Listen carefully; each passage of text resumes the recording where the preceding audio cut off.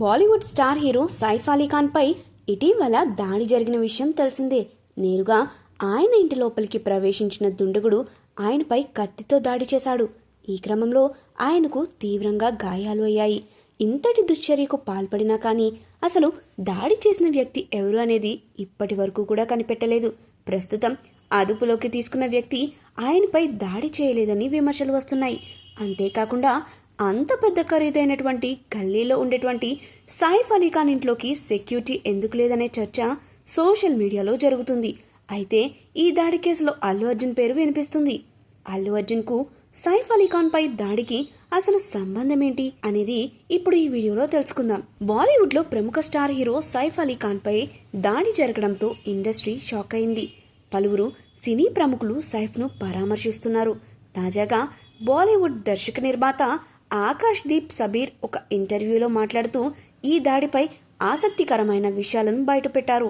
సైఫ్ అలీ ఖాన్, కరీనా కపూర్ కోట్ల రూపాయల రెమ్యునరేషన్ తీసుకుంటున్నా కానీ ఇంటి ముందు సెక్యూరిటీ నియమించుకోలేకపోయిందని అన్నారు. ఇక వీళ్లకు అల్లు అర్జున్ లాగా 100 కోట్లకు పైగా రెమ్యునరేషన్ ఇస్తే సెక్యూరిటీని పెట్టుకుంటారేమో అని ఎద్దేవా చేశారు. చిన్న హీరో ఇంటికే వాచ్మెన్, సీసీ కెమెరాలుంటాయి.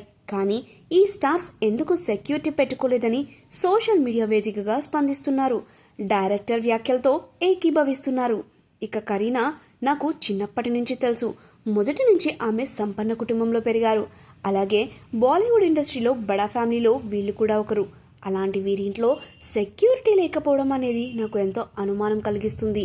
అంతేకాదు కొంతమంది వ్యక్తులు వాళ్ళింట్లో ఫుల్ టైం సెక్యూరిటీ డ్రైవర్లు ఎందుకు లేరు అని నన్ను ప్రశ్నించినప్పుడు సమాధానం కూడా లేకపోయిందని చెప్పుకొచ్చాడు. ప్రస్తుతం ఈయనన్న వ్యాఖ్యలు సోషల్ మీడియాలో వైరల్గా మారాయి.